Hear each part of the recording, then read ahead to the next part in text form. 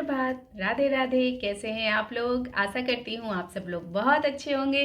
तो स्वागत है आप लोगों का मेरे फिटनेस क्लब में। तो आज का जो मेरा सेशन है वो सेशन थोड़ा अलग है, क्योंकि आज का सेशन मैं बच्चों के लिए स्पेशली लेकर आई हूँ। मैं सोच रही थी बैठे बैठे कि आजकल बच्चे सिर्फ मोबाइल में, टीवी में, गैजेट्स में ही उलझे रहते हैं। उनके पास इतना समय भी नहीं रहता है कि वो अपने लिए, अपने फिजिक के लिए, अपने शरीर के लिए, अपने मानसिक स्वास्थ्य के लिए कुछ करें। और अगर बच्चों की लंबाई बढ़ाना है, बच्चों को स्वस्थ रखना है और बच्चों का मेंटल हेल्थ भी अच्छा करना है, तो बच्चों में एक आदत योग की डालनी बहुत ज़रूरी है। अगर बच्चों में योग करने की आदत आ गई तो आप समझिए बच्चों का पूरी तरीके से संपूर्ण विकास हो जाएगा। तो बच्चों के संपूर्ण विकास के लिए आज मैं आप लोगों को योगा करवाने जा रही हूँ। तो आप लोग पेरेंट्स हैं, बच्चे हैं, सभी मिलकर के योगासन कीजिए, क्योंकि जब बड़ों को बच्चे करते देखेंगे तभी वो साथ में मिलकर करेंगे। बच्चे तो बस देखा देखी ही सारे काम करते हैं। अगर बच्चे हमें किताबों के साथ बैठे हुए देखेंगे तो बच्चे खुद किताब लेकर बैठ जाएंगे। बच्चे हमें योगासन, योगाभ्यास करते देखेंगे तो वो खुद करने लग जाएंगे। बच्चे तो बस जो देखते हैं अपने आसपास वही करते हैं और वही सीखते हैं। तो चलिए, अपने बच्चों का संपूर्ण विकास करने के लिए हमें खुद को बच्चों के साथ लगना पड़ेगा। तो चलिए, आज मैं बच्चों के लिए आप लोगों को ये सेशन देती हूँ। तो इस टॉपिक के लिए मैं जो आप लोगों को पहला योगासन कराने जा रही हूँ वो है पश्चिमोत्तानासन। पश्चिमोत्तानासन के लिए आपको पैर फैला करके मैट में बैठ जाना है। अपना बैक स्ट्रेट रखना है, अपने पैरों को फैलाकर इस तरीके से आपको बैठ जाना है।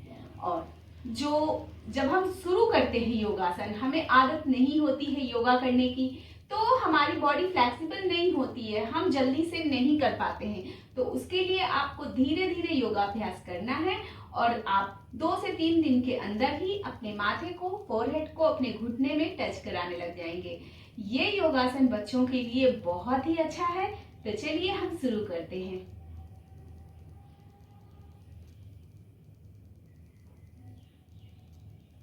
बिल्कुल धीरे धीरे नीचे की ओर जाना है। अचानक से नीचे नहीं झुक जाना है। धीरे धीरे करके नीचे की ओर आपको झुकना है और अपने फोरहेड यानी माथे को घुटने में टच करना है और वहीं पर आपको 30 सेकंड तक के लिए अपने आप को होल्ड करना है। तो चलिए,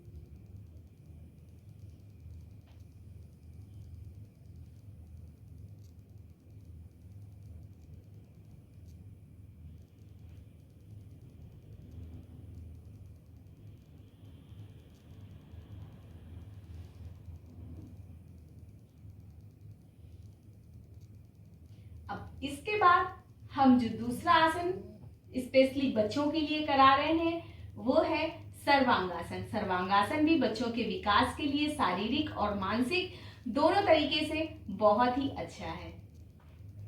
सर्वांगासन के लिए आपको इस तरीके से सीधे लेट जाना है और धीरे धीरे अपने पैरों को ऊपर ले जाते हुए आना है और फिर अपने दोनों हाथों से अपनी कमर पे लगाकर आपको ऊपर की ओर उठना है।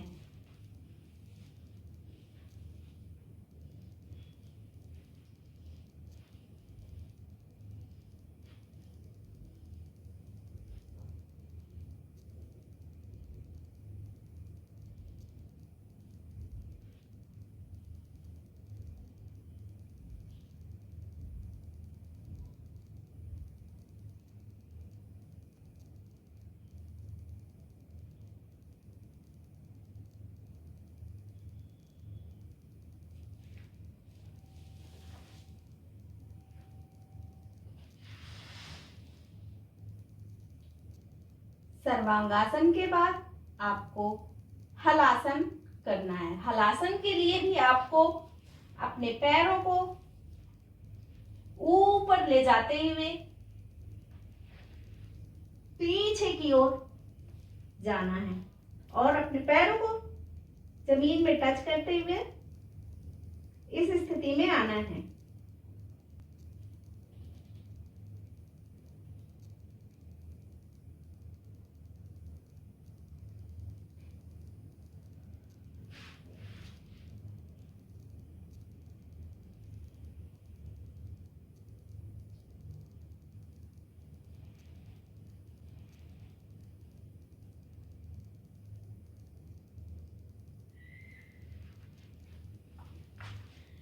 इसके बाद जो आपको अगला आसन बच्चों से कराना है वो है चक्रासन।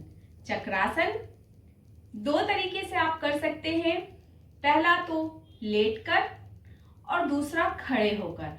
तो खड़े होकर जो बिगनर्स हैं, जिन्होंने अभी अभी शुरू किया है योगा करना, वो ना करें। नहीं है, जो कर चुके हैं पहले भी योगा अभ्यास, वो और जो बहुत ही अच्छे तरीके से चक्रासन को कर सकते हैं, वो खड़े होकर करें। तो जो बिगनर्स हैं, मैं उनके लिए लेटकर चक्रासन बताऊंगी, क्योंकि जनरली बच्चों को जब आप शुरू में चीजें बताएंगे तो उनके लिए चीजें पहले इजी होनी चाहिए। जब वो इजी वे पे, आसान वे पे चीजें कर लेंगे, तब जाके वो आगे स्टेप बाय स्टेप ऊपर की ओर जाएंगे। तो इसके लिए आप सबसे पहले सीधे लेट जाएंगे इस तरीके से, अपने हाथों को पीछे ले जाते हुए ऐसे टिका देंगे। घुटने से अपने पैरों को बेंड कर लेंगे और अपने कमर का हिस्सा ऊपर की ओर पूरी तरीके से स्ट्रेच करेंगे। तो चलिए शुरू करते हैं, ध्यान से देखिए।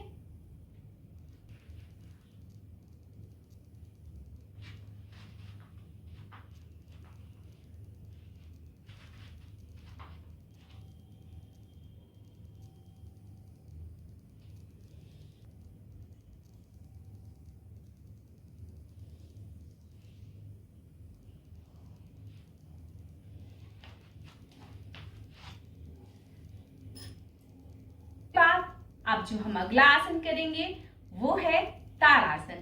ताड़ासन के लिए हम इस तरीके से खड़े हो जाएंगे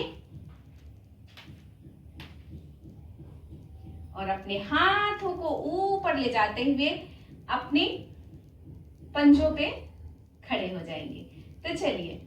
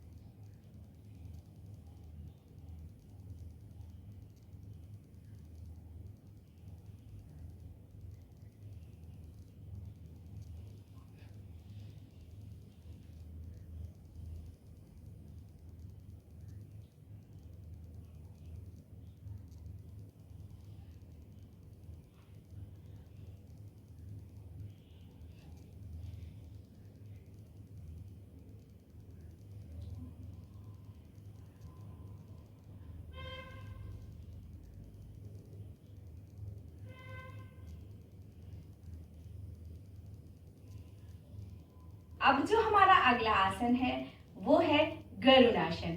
गरुड़ासन के लिए हमें अपने पैरों को इस तरीके से एक पैर को करते हुए अपने हाथों को भी ऐसे सर्कल बनाते हुए ये गरुड़ासन।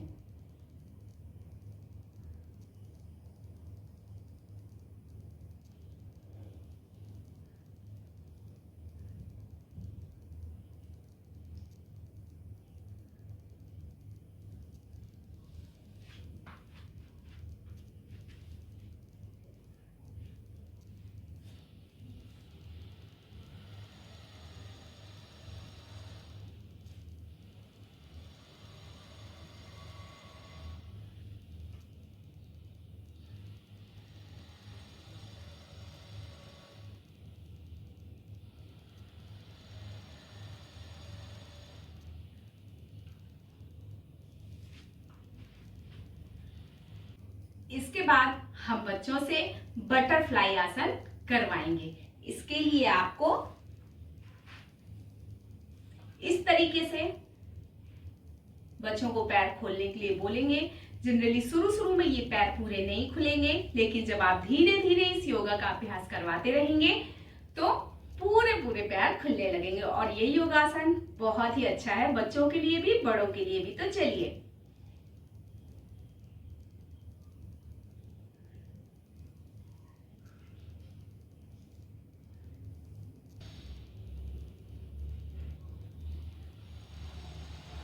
तो बटरफ्लाई आसन के बाद हम बच्चों से पद्मासन में बैठने के लिए बोलेंगे, क्योंकि पद्मासन एक ऐसा आसन है जिसको अगर आप हमेशा करते रहेंगे तो बच्चों से लेकर बड़ों तक कभी उनको घुटने की समस्या नहीं होगी। घुटने की समस्या पूरी तरीके से अगर है भी तो खत्म हो जाएगी, क्योंकि पद्मासन अपने आप में पैरों के लिए बहुत ही रामबाण आसन है। तो चलिए, इसके लिए हम सबसे पहले एक पैर को उठा करके दूसरे पैर के ऊपर रखेंगे इस तरीके से, और फिर दूसरे पैर को भी ऊपर उठा करके इस तरीके से रखेंगे, और ये बन गया हमारा पद्मासन। आप देख सकते हैं, ये देखिए। तो इस तरह बच्चों से बैठने के लिए आप बोले। कम से कम बच्चों को रोज 10 मिनट तक इस आसन में बैठने के लिए आप जरूर कहें, और खुद भी साथ में बैठें अगर आप अपने घुटनों को स्वस्थ रखना चाहते हैं।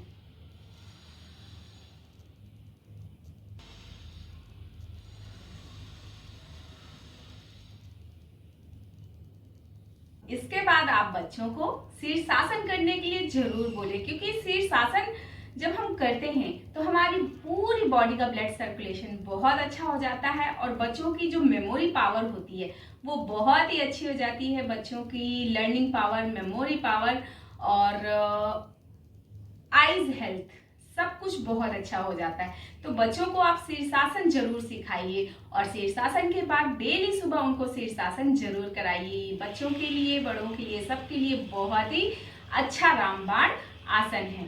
तो पहले तो शुरू में बच्चे नहीं कर पाएंगे, गिरेंगे संभलेंगे, गिरेंगे संभलेंगे, बट जब वो सीख जाएंगे तो उनके लिए बहुत ही अच्छा आसन है। तो शुरू में बच्चों को दीवार के सहारे करवाइए, कि अगर बच्चे गिरते भी हैं तो दीवार के सहारे वो सही से कर लेंगे, और जब उनको करना आ जाएगा तो फिर आप उनको बिना दीवार के सहारे भी करने को बोल सकते हैं। लेकिन अगर वो दीवार के सहारे भी शीर्षासन करते हैं तो भी उनको उसका पूरा बेनिफिट जरूर मिलेगा। तो बच्चों को शीर्षासन जरूर कराइए। तो चलिए हम शुरू करते हैं।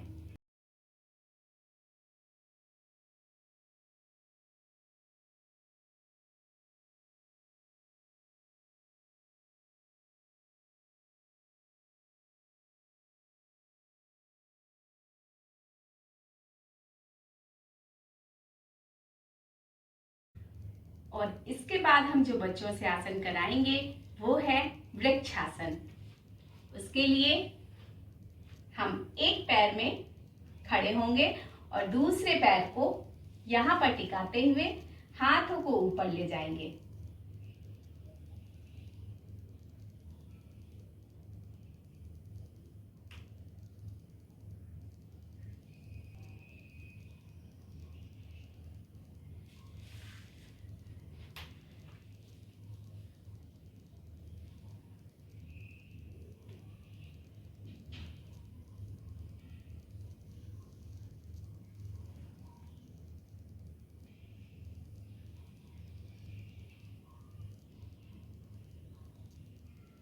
अब जो मैं अगला आसन आप लोगों को बताऊंगी बच्चों के ओवरऑल विकास के लिए, वो है सूर्य नमस्कार। सूर्य नमस्कार बच्चों की हर तरीके से विकास के लिए, चाहे वो मानसिक ले लीजिए चाहे शारीरिक ले लीजिए, बहुत ही अच्छा होता है। तो चलिए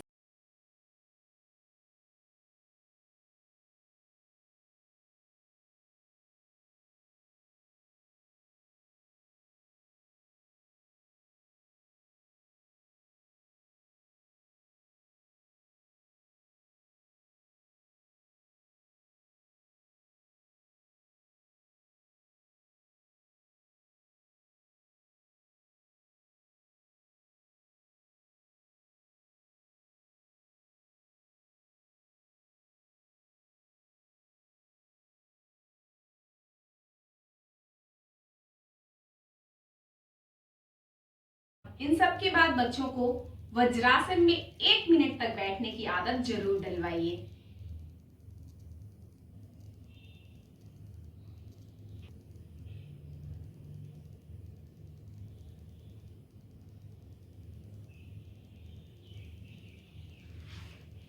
और अब जब सारे योगासन खत्म होते हैं तो आप बच्चों से प्राणायाम जरूर कराइए। बच्चों के लिए प्राणायाम बहुत ही रामबाण का काम करेगा और बच्चों के साथ साथ बड़े भी अगर करते हैं तो उनको संपूर्ण विकास के साथ साथ संपूर्ण स्वास्थ्य का लाभ मिलेगा। तो चलिए,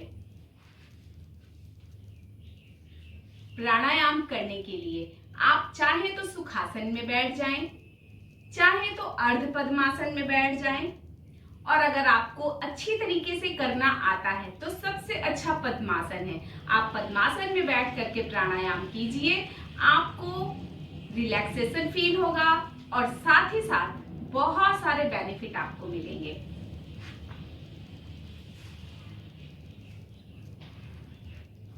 तो सबसे पहले प्राणायाम में हम कपालभाति करेंगे। कपालभाति के लिए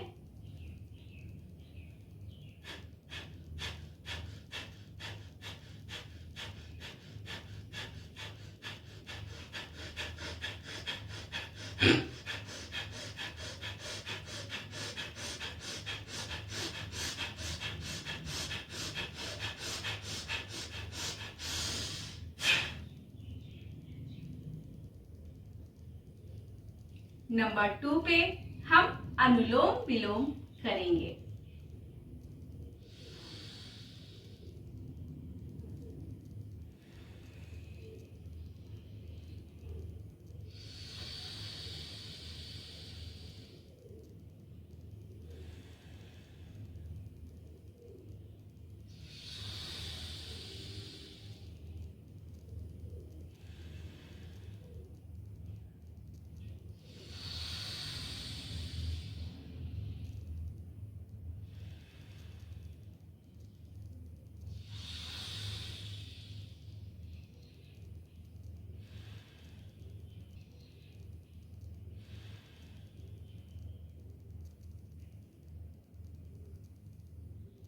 इसके बाद हम भ्रामरी करेंगे। भ्रामरी भी बच्चों के लिए बड़ों के लिए दोनों के लिए बहुत ही अच्छा प्राणायाम है। तो चलिए,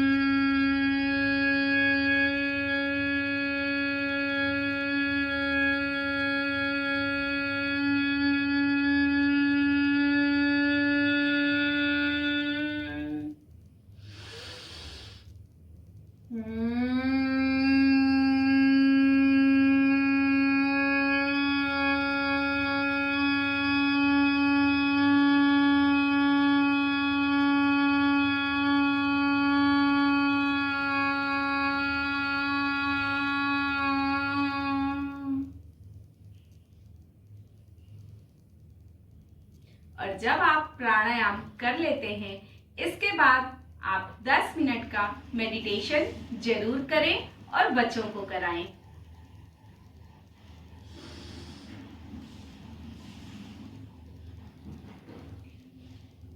और मेडिटेशन में बच्चों से ओम का उच्चारण जरूर कराएं और साथ ही साथ बच्चों को कैसे ब्रीथ इनहेल करनी है और कैसे ब्रीथ एक्सहेल करनी है इस बारे में भी जरूर समझाएं। तो चलिए,